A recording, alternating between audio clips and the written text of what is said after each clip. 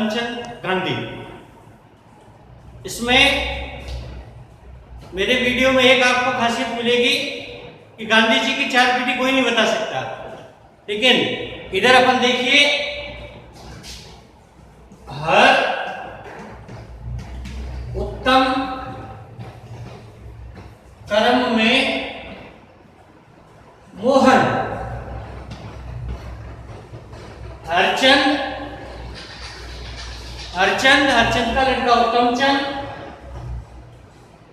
उत्तमचंद का लड़का करमचंद और करमचंद का लड़का मोहनदास।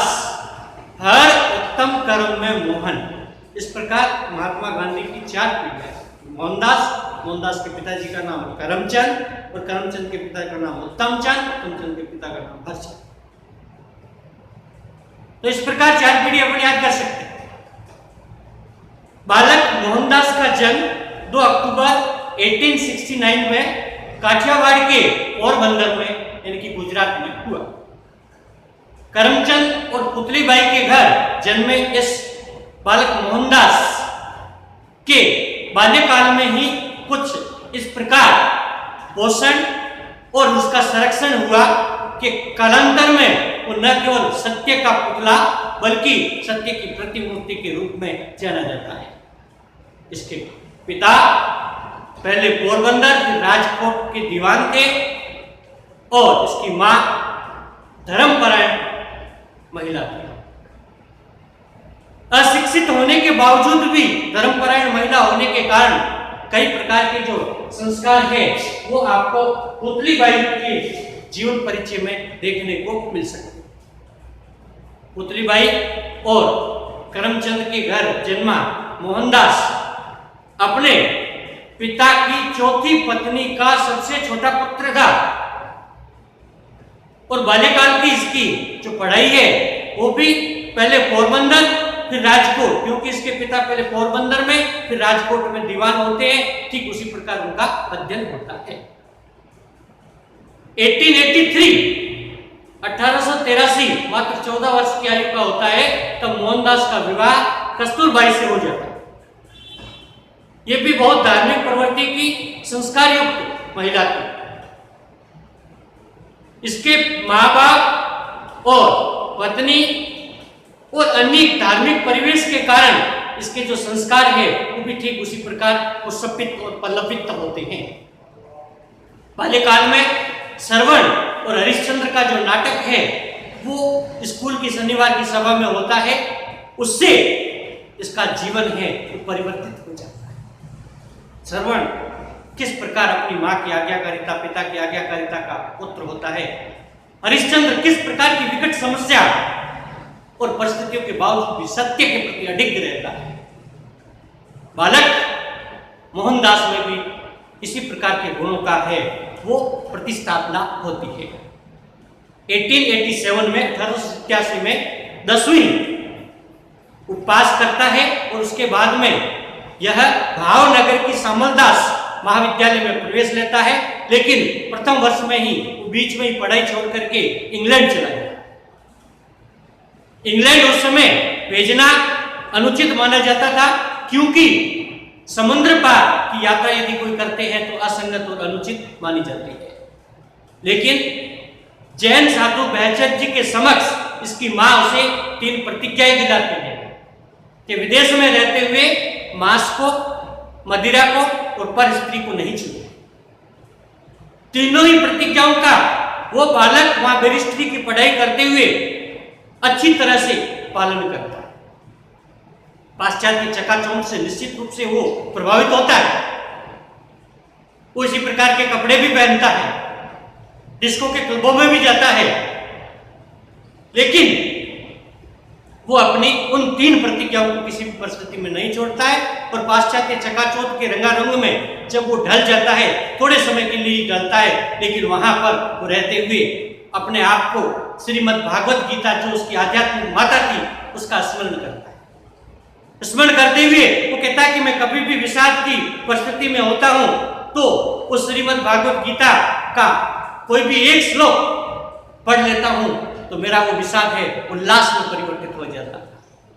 ब्रिटेन में रहते हुए भी थोड़े समय के लिए निश्चित रूप से पद भ्रमित होते हैं, लेकिन वो निश्चित रूप से उसी परिस्थिति, सत्य, अनुशासन, आत्मानुशासन, इसी प्रकार के आयामों के प्रति अडिग अपना चरित्र और व्यवहार रखते हैं।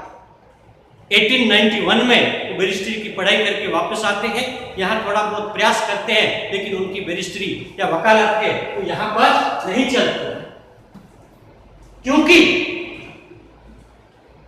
यहाँ असत्य पास करना पड़ता है। वकालत का पैसा इसी प्रकार का है, लेकिन गांधी सत्य के प्रति समर्पित है। सत्य ही ईश्वर है, ईश्वर ही सत्य है। आगे अपन उसको थोड़ा और डिटेल में। तो गांधी सत्य के प्रति अडिग रहते हुए बैरिस्ट्री की पढ़ाई यहाँ नहीं, उसकी सक्सेस नहीं होती है, लेकिन थोड़े समय बाद 1893 में वो डरबन चले जाते थे, दक्षिणी अफ्रीका। वहां 105 पौंड वेतन पर दादा अब्दुल्ला एंड कंपनी का एक केस लड़ते हैं। 1893 में ही वो जाते हैं और नाटाल के न्यायालय में अपना पंजीयन करवाते हैं, और 1896 यानी कि 1896 में वो अपने परिवार को भी लेके जाते हैं। वहां पर अपनी वकालत की प्रैक्टिस शुरू के साथ साथ रंगभेद की नीति के विरुद्ध, अंग्रेजों के विरुद्ध आंदोलन भी करते हैं। लेकिन परिस्थिति एक बार इस प्रकार की बनती है, वो मॉरिसबर्ग रेलवे स्टेशन पर दिसंबर के कड़ाके की सर्दी में प्रथम श्रेणी का टिकट होने के बावजूद भी वह काले रंग का, काली चमड़ी का व्यक्ति होने के कारण अंग्रेज है उसको उतार देते। उन प्रतिरोध करते कि मेरे पास टिकट है, तो धक्के देकर के उसके सामान सहित उसको बाहर फेंकवा दिया जाता है। दिसंबर की सर्दी, कड़ाके की सर्दी में रात भर ठिठुरता है। बैरिस्टर मोहनदास उसी दिन राष्ट्रपिता बनने की जो प्रथम सोपान है या नींव है वो वहां रखती है। वो दृढ़ प्रतिज्ञा करता है कि मैं इस ब्रिटिश सरकार को नस्ते नाबूद करूंगा, रंगभेद की नीति के विरुद्ध मैं इस प्रकार का आंदोलन छेड़ूंगा, न केवल दक्षिणी अफ्रीका बल्कि भारत सहित विभिन्न देशों से इसको हटा के रखूंगा। इन्होंने सर्वोदय, सत्याग्रह, गीताबोध, स्वराज्य, सत्य के साथ मेरे प्रयोग सहित कई पुस्तकों की भी रचना है। उनके व्यक्तिगत जो पीए थे, निजी सहायक महादेव देसाई, एमडी देसाई ने इनके विचारों को मेरी डायरी के रूप में संग्रहित किया। उनके जीवन पर कई लोगों का प्रभाव पड़ा। सबसे ज्यादा धर्मपरायण पुतलीबाई, श्रवण और हरिश्चंद्र के नाटक, महाभारत, रामायण, गीता, वेद, उपनिषद, योग सूत्र, जितने भी अपने प्राचीन जो हिंदू संस्कृति के जो ग्रंथ है उनका, तथा जैन साधु बहचर जी का भी इस पर बहुत गहरा प्रभाव पड़ता है। सर्वोदय जॉन रस्किन से प्रभावित होकर के वो देता है। अहिंसा लियो टॉलस्टॉय से प्रभावित होकर के देता है। सविनय अवज्ञा डेविड थोरो से प्रभावित होकर के देता है। इस प्रकार इन तीनों ही पाश्चात्य दार्शनिकों से प्रभावित होकर के वो अपने महत्वपूर्ण है उस सिद्धांतों का प्रतिपादन करते हैं। महात्मा गांधी के जो गुरु होते हैं, आध्यात्मिक गुरु, वो गोखले होते हैं, गोपाल कृष्ण गोखले। इन्होंने सबसे पहले सत्य ही ईश्वर है, ईश्वर ही सत्य है, इस बात पर बल दिया। सत्य के दो रूप बताए, सापेक्ष सत्य और निरपेक्ष सत्य। सापेक्ष सत्य यानी कि सत्य जिसको हम महसूस कर सकते हैं, निरपेक्ष सत्य यानी कि जिसको हम महसूस कर सकते हैं लेकिन वो जो है परम ब्रह्म जिसको हम कहते हैं वो निरपेक्ष सत्य होता है। अहिंसा, अहिंसा के उसने 3 रूप बताए।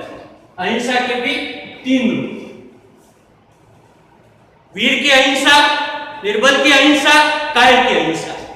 महात्मा गांधी कहता है अहिंसा वह वीर पुरुष का आभूषण है जिसके पास में बल या शक्ति होने के बावजूद भी उसका वो प्रयोग नहीं करता। गांधी की अहिंसा या गांधी की जो सत्य है इसको साधारण व्यक्ति नहीं समझ सकता है। मजबूरी का नाम महात्मा गांधी हम लोग कहते हैं। अरे गांधी के चिंतन को समझने के लिए गांधी के बराबर का चिंतन हमारे खुद का होना चाहिए, तब गांधी को हम समझ पाएंगे। हम तो कहते हैं गांधी की अहिंसा का तात्पर्य यह है कि कोई भी आपके एक गाल पर थप्पड़ मारे तो दूसरा गाल आगे कर दीजिए, ऐसा नहीं है।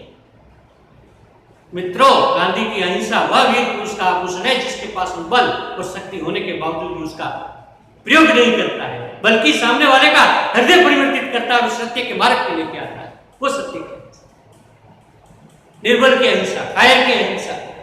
वो कहता है कि झूठ और कायरता दोनों गांधी के अहिंसा के सिद्धांत में कहीं भी उसका स्थान नहीं है।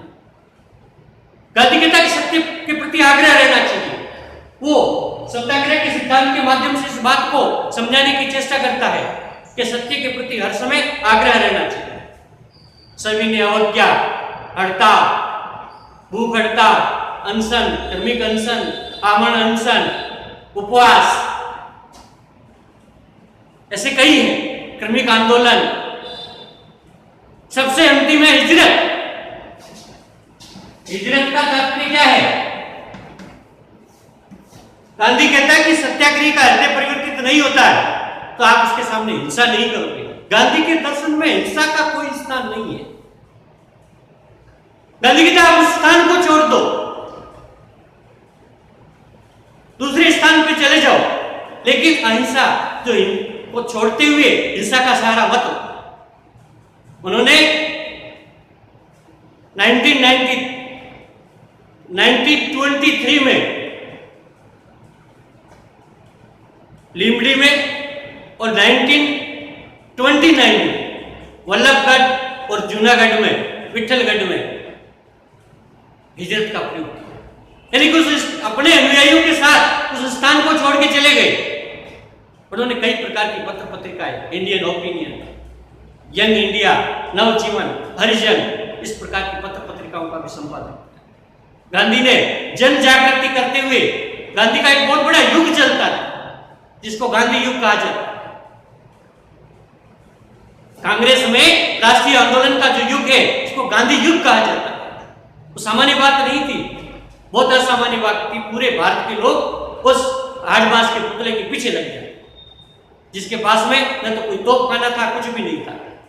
लाठी थी, उसको लेकर के सहारे के लिए लेके चलता था, लाठी उसको चलाने की नहीं आता। गांधी ने कई आंदोलन किए, चंपारण का आंदोलन, खेड़ा का आंदोलन, असहयोग आंदोलन, सविनय अवज्ञा आंदोलन, व्यक्तिगत आंदोलन, भारत छोड़ो आंदोलन, यानी कि राष्ट्रीय आंदोलन में महत्वपूर्ण जो भूमिका है वो महात्मा गांधी के द्वारा ही निभाई गई। 1944 में श्रीमती कस्तूरबाई और महादेव देसाई का निधन हो जाता है और 30 जनवरी 1948 को नाथूराम गोडसे के द्वारा गांधी की हत्या की जाती है और गांधी हे राम इतना सब कहते हुए अपने हत्यारे को वहां से भागने का सलाह देता है, परामर्श देता है। वो कहता है कि यहाँ यदि आप रहोगे तो मेरे अनुयायी, मेरे फॉलोअर्स आपकी हत्या कर देंगे, इसलिए आप यहाँ से भाग जाओ। यह महामानव सदा सदा के लिए यहाँ पर शहीद हो जाता है। उसकी जैसे ही हत्या का समाचार पूरे भारत में फैलता तो सन्नाटा छा जाता है। अल्बर्ट आइंस्टीन ने शब्द सुमन अर्पित करते हुए कहा कि आगे आने वाली पीढ़ियां शायद ही विश्वास करेगी इस धरती पर ऐसा हार्ड मास का पुतला कभी पैदा हुआ। गांधी पर बहुत बड़ा हम व्याख्यान दे सकते हैं, लेकिन इस लिमिटेशन वीडियो की जो लिमिट है उसके कारण आज अपन गांधी पर इतना ही चर्चा करेंगे।